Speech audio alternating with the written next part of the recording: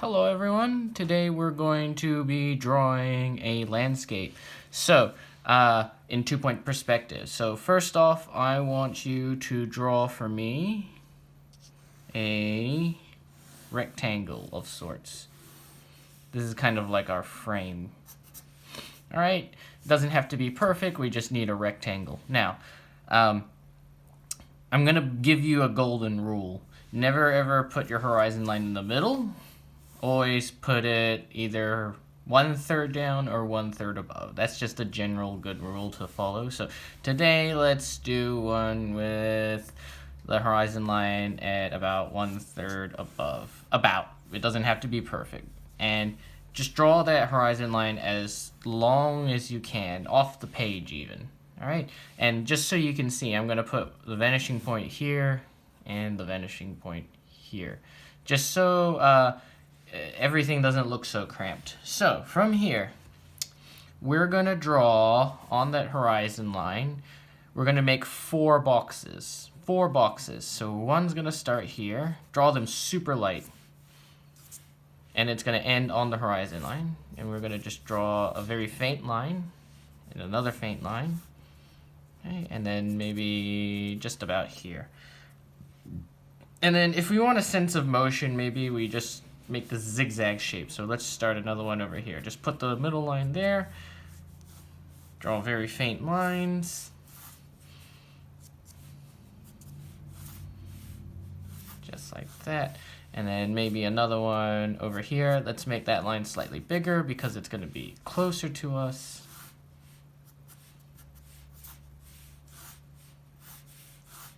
And let's make one huge one over here.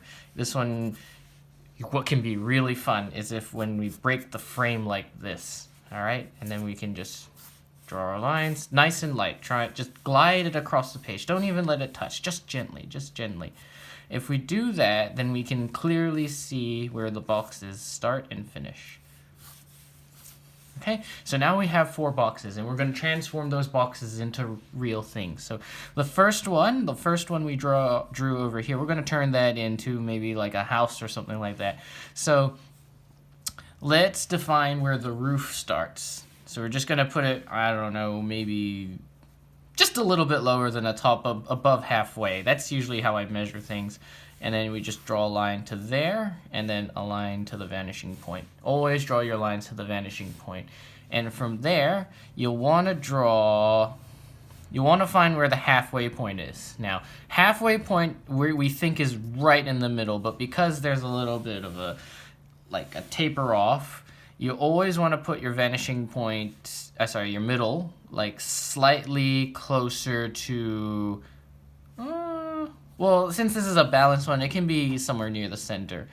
And if it doesn't look right, you can just move it over slightly. It doesn't have to be perfect. And then from there, we're just going to draw a very simple roof, like this. All right. And then the top of the house, we're just going to draw another line to the vanishing point that we can't even see really. And maybe you want to add some depth to this, so just add another line on top. And then add the same thickness over here, and then we have the top of a house, or the roof. And let's just draw a defined line, and then maybe let's add a door right close to the center, even though that's probably terrible house design. We don't really care about that.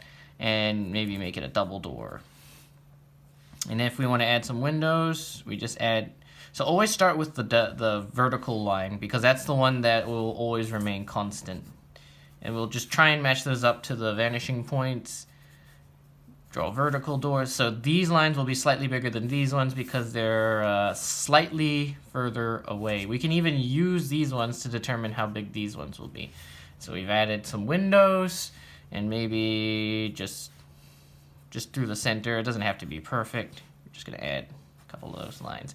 And then, I don't know, maybe we'll give it a chimney or something like that. Let's say if we wanted to add a chimney, we'd add it about here. I don't know anything about house design. I'm just adding things as I go.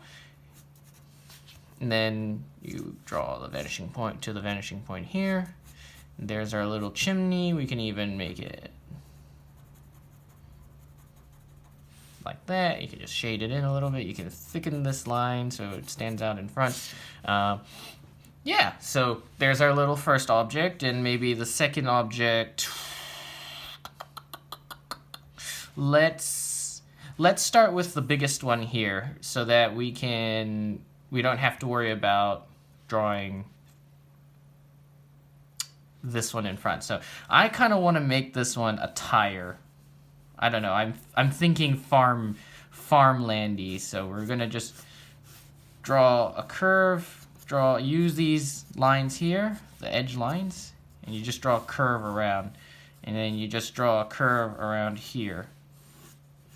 So as long as you just draw a curve here and then you just kind of meet them up, that should be about all right. And then we just follow this line, and then we just draw another curve over here and maybe another curve over here. And then we have what looks like a little bit of a round thing. And then since we can't see the bottom line here we use that and we just curve around there. And let's see. Let's add a bit of that, and a bit of this, and a bit of that. And being super non-descriptive, I'm sorry if that's not helpful at all. And just add a bit of a curved line around here. And if you want to make like tire indentations, you just add them in. Whatever you think is right. Look it up if you want to. I'm just guessing at this point. I think they kind of look like this. And then if you want to add more emphasis to that, you just kind of like shade them in real quick. This is just a warm-up exercise, remember. It's not supposed to be perfect. It's just to get a brain moving. And maybe just so we can define the inside as the inside, that part's going to be super dark. So we're just going to use lines, and we're going to just quickly shade that in. Like that. So now we have a tire over here, and maybe over here we're gonna have like a little, I don't know, maybe a little piggy. So we just draw a snout and then draw a head, just as long as it's contained within the box. Who knows?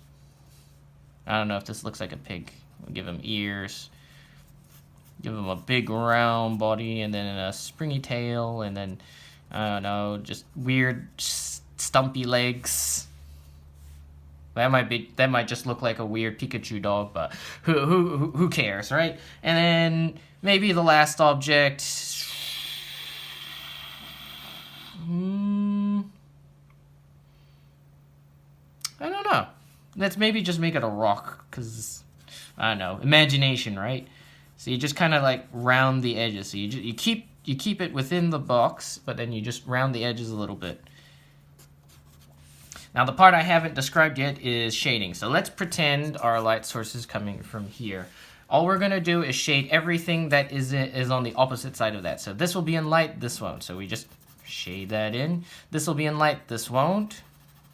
This will be in light, this won't. For pigs or like rounded objects, just shade one side. Doesn't have to be perfect. For our rock, we just want to shade this side. Maybe there's a little divot here, so we shade that side. And then maybe for our tire, it cuts off about here. Just kind of define it with random lines. And there we go.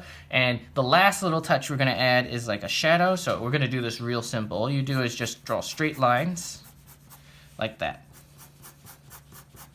And that's how we add shadows real quick, without having to think too hard about the direction and all that. We just add shadows. It looks cool. It looks neat.